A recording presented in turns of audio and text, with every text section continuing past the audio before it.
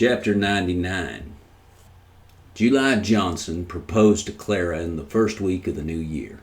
He'd been trying to stop himself from doing just that for months, and then he did it one day when, at her request, he brought in a sack of potatoes.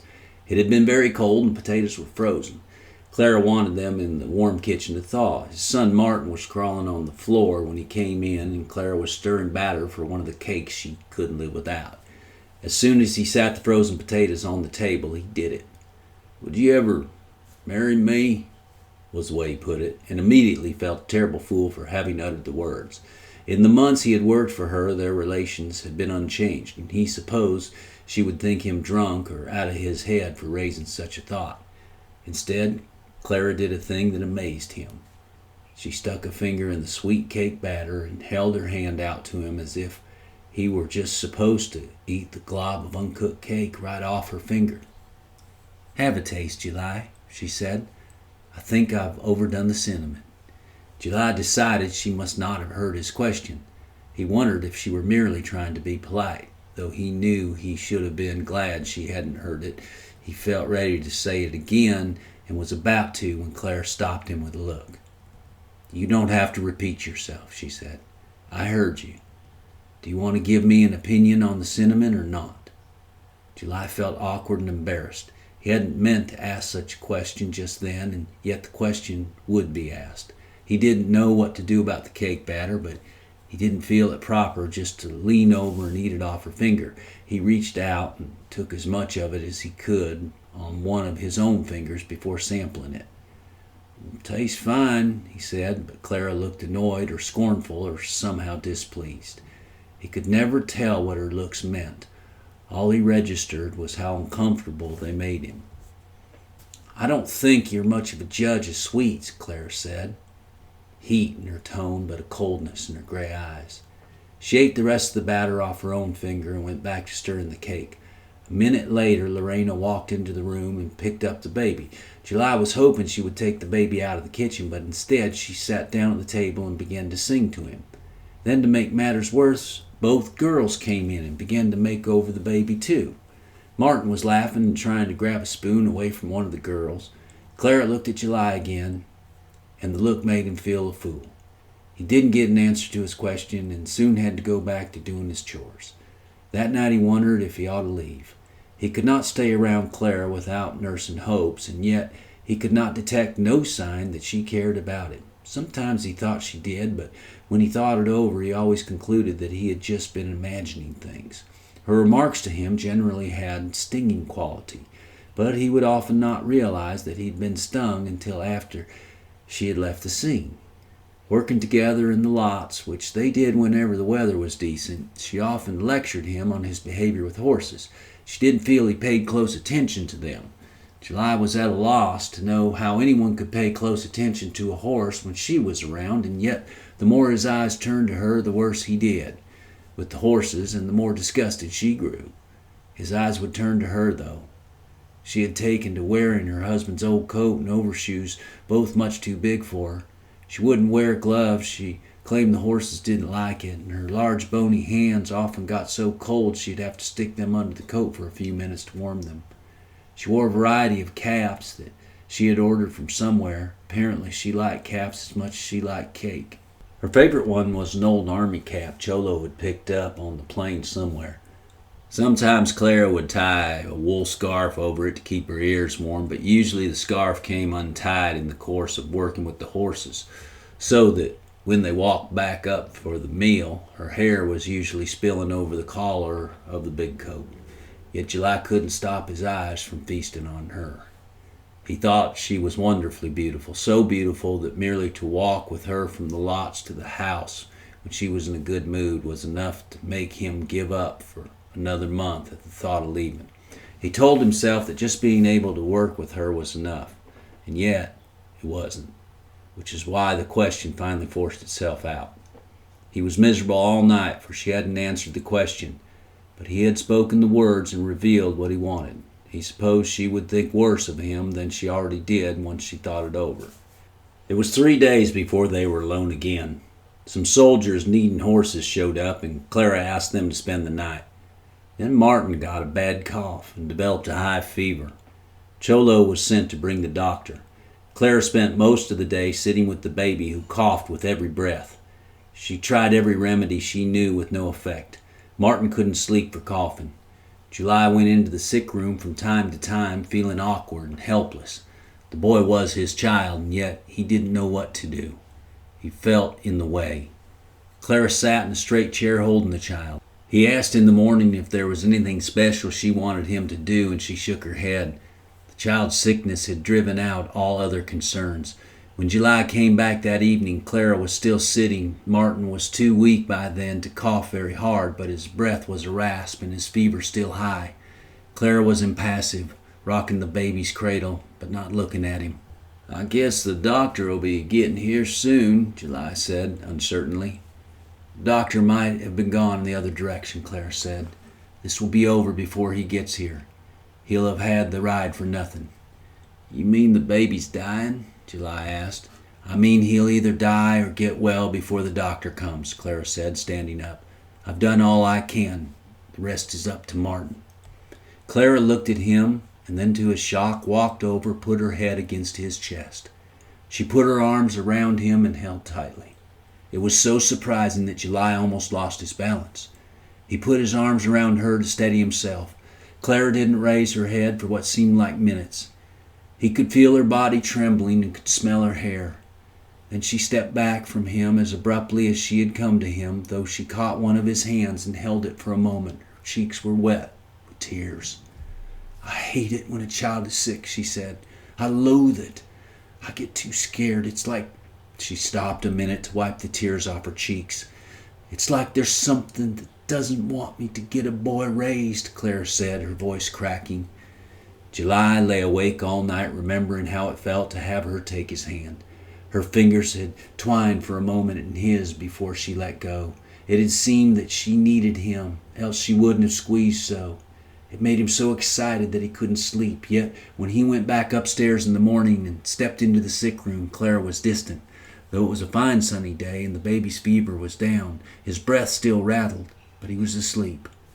"I could bring you some coffee," July said. "No thanks.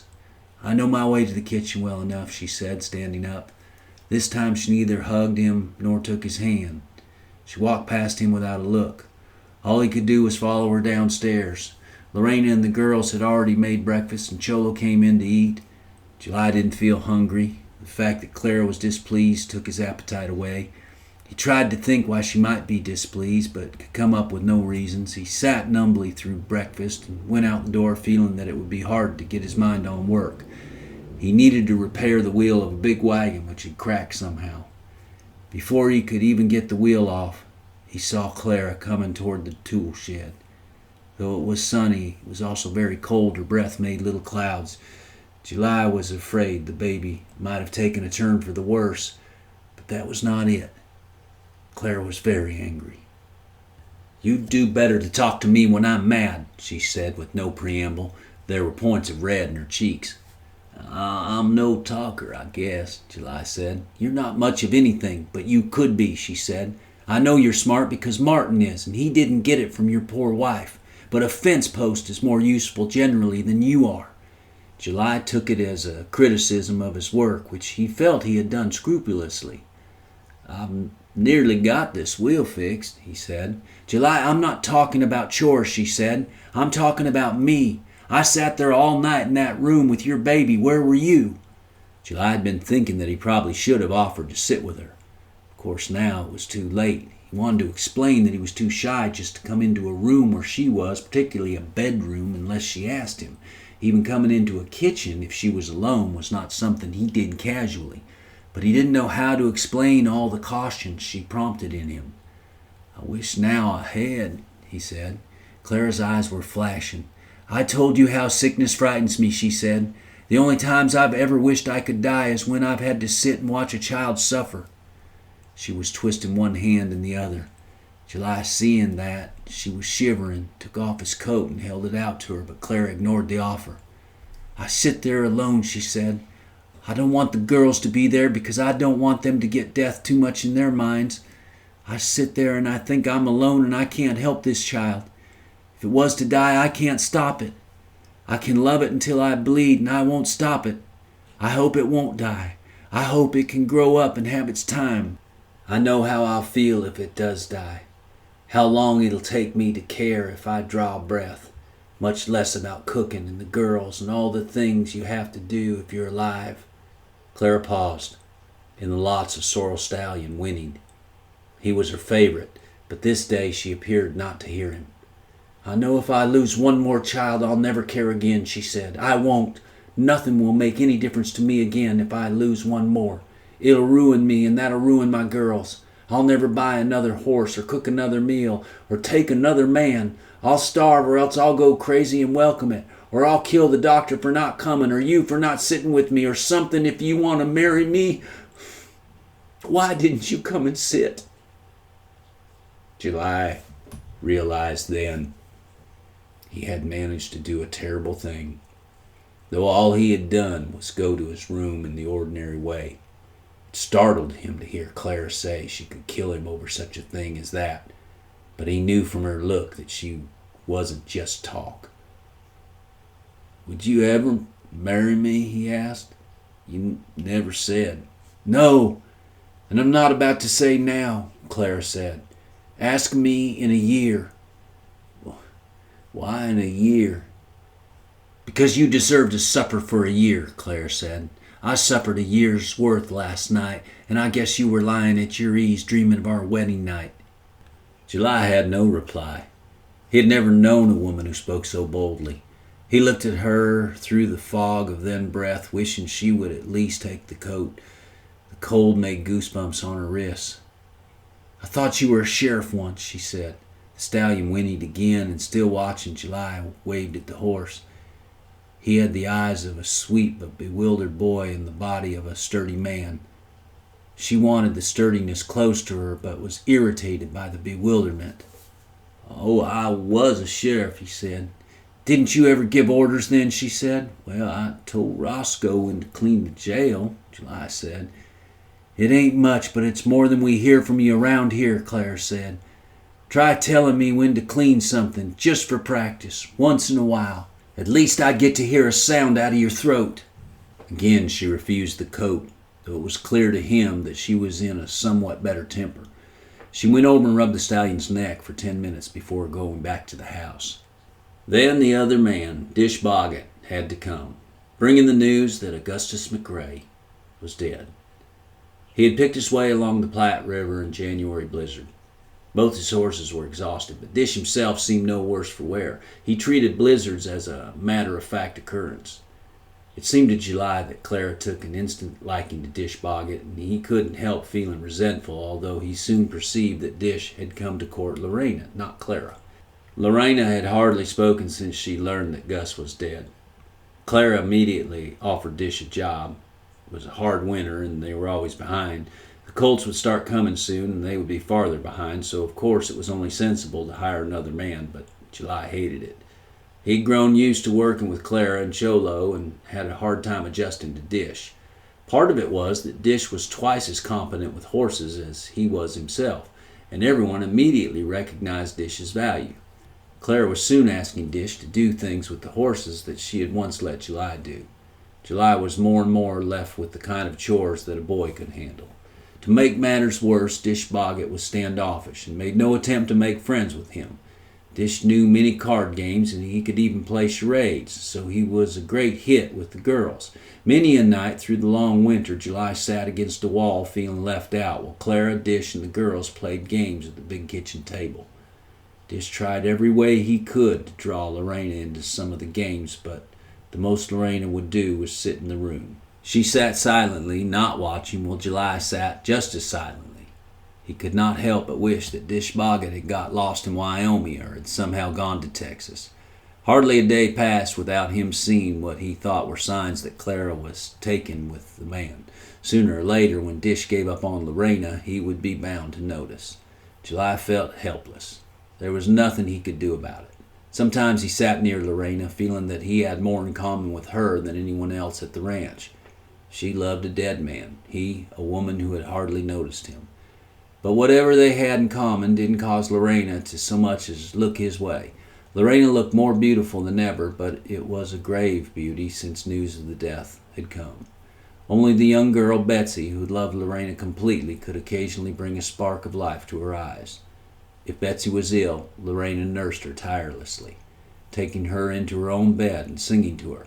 They read stories together, Betsy doing the reading. Lorena could only piece out a few words. The sisters planned to teach her reading, but knew it would have to wait until she felt better. Even Sally, usually so jealous of any attention her sister got, respected the fact that Betsy and Lorena were especially close. She would let off teasing Betsy if Lorena looked at her in a certain way. Clara felt no terrible stab of grief when the news of Gus's death came. The years had kept them two separate. It had been a tremendous joy to see him when he visited, to realize that he still loved her and that she still enjoyed him. She liked his tolerance and his humor and felt an amused pride in the thought that he still put her above other women, despite all the years since they had first courted. Often she sat on her upper porch at night, wrapped in Bob's huge coat. She liked the bitter cold, a cold that seemed to dim the stars, reflecting that she decided there had been something in what she and Gus had felt that needed separation. At close quarters, she felt she would have struggled bitterly with him. Even during his brief visit, she felt the struggle might start, and if it did start, gentler souls such as July and Lorena might have been destroyed. In the dark nights, on the ice-encrusted porch, she occasionally felt a cold tear on her cheek. In Gus, she had lost her ultimate ally and felt that much more alone. But she had none of the tired despair she had felt when her children died. Now there was July Johnson, a man whose love was nearly mute. Not only was he inept where feelings were concerned, he was also adult with horses. Loving horses as she did, Clara was hard put to know why she could even consider settling in with a man who was no better with them than Bob had been. Of course, the settling in process was hardly complete, and Clara was in no hurry that it should be. Closer relations would probably only increase her impatience with him. It amused her that he was so jealous of Dish, who, though friendly, companionable, and an excellent hand, was not interested in her at all. His love for Lorena leaped out every look he cast in her direction, although not one of them penetrated Lorena's iron grief. Clara herself didn't try to touch or change Lorena's grief. It was like Martin's fever. Either it would kill her or it wouldn't. Clara would not have been surprised by a gunshot if it had come from Lorena's room. She knew the girl felt what she had felt when her boys died. Unrelievable grief. In those times, the well-meaning efforts of Bob or the neighbors to cheer her up had merely affronted her. She hadn't wanted to live, particularly not cheerfully. Kindly people told her that living must live. I don't, if my boys can't, she wanted to say to them, yet the kindly people were right. She came slowly back to enjoyment, and one day would even find herself making a cake again and eating it with relish. Watching Lorena as she sat blank with grief every day, scarcely stirring unless Betsy urged her to, Clara felt helpless. Lorena would either live or die. Clara felt it might be die. Lorena's only tie to life was Betsy. She didn't care for sweets or men or horses. Her only experience with happiness had been with Gus. The handsome young cowboy who sent her countless looks of love meant nothing to her. Pleasure had no hold on Lorena. She had known little of it, and Clara didn't count on its drawing her back to life. The young cowboy would be doomed to find his love blocked by Gus's death, even as it had been in life. Betsy had a better chance of saving Lorena than Dish. Betsy worried about her constantly and tried to get her mother to do something. I can't make Mr. McCrae alive again, which is all she wants, Clara said. What do you think I can do?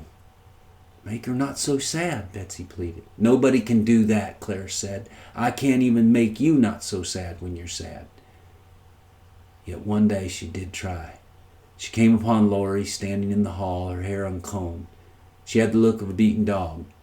Clara stopped and hugged her as suddenly as she had hugged July Johnson.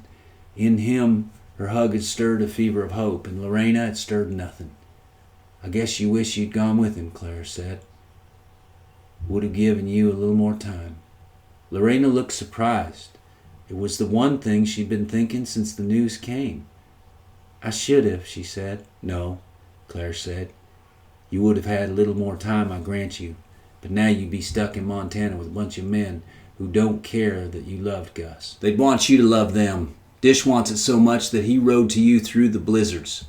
The thought of Dish merely made Lorena feel cold. "He wasted his time," she said. "I know that, but don't expect him to realize it," Clara said. "He bought me once when I was a whore," Lorena said, surprised at the word on her tongue. She had never used it before. "And Gus didn't," Clara said. Lorena was silent. Of course Gus had.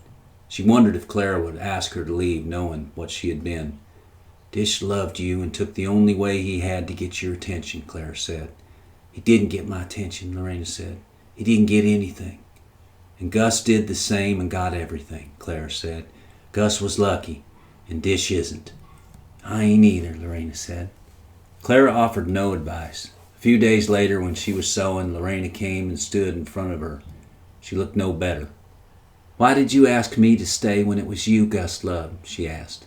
"Why didn't you ask him to stay? If you had, he'd be alive." Clara shook her head. "He loved us both," she said, "but Gus would never miss an adventure, not for you or me or any other woman. No one could have kept him home. He was a rake and a rambler, though you'd have kept him longer than I could have." Lorena didn't believe it. She remembered how often Gus had talked of Clara. Of course it had no longer mattered. Nothing like that mattered anymore, and yet she couldn't keep her mind from turning to it. "It ain't so," she said. She had used her voice so little that it sounded weak. "It is so," Clara said. "You're more beautiful and less bossy. When I told Gus I was marrying Bob all those years ago, he looked relieved. He tried to act disappointed, but he wasn't. He was relieved. I've never forgot it. And he had proposed to me 30 times at least. But he saw it would be a struggle if he won me, and he didn't want it." Clara was silent for a moment, looking into the other woman's eyes. "Bob was too dumb to realize there'd be a struggle," Clara said. "Half the time he didn't notice it even when he was in it. So mainly I had the struggle with myself. It's been lonely," she added. She thought the conversation a good sign. Maybe Lori was going to come out of it. But it was the last conversation they had for months. Lorena lived through the winter in silence, only speaking to Betsy, who remained as loyal as ever. Dish Boggett remained loyal too, although Lorena gave him no encouragement. He spent more and more time playing cards with Sally, whose bright girlish chatter he had come to like. Every day he tried his best with Lorena, but he had begun to feel hopeless. She would not even speak to him, no matter how sweetly he asked.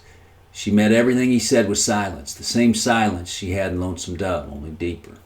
He told himself that if the situation didn't improve by spring, he would go to Texas and try to forget her. Yet when spring came, Dish told Clara he'd be glad to stay and help with the colts.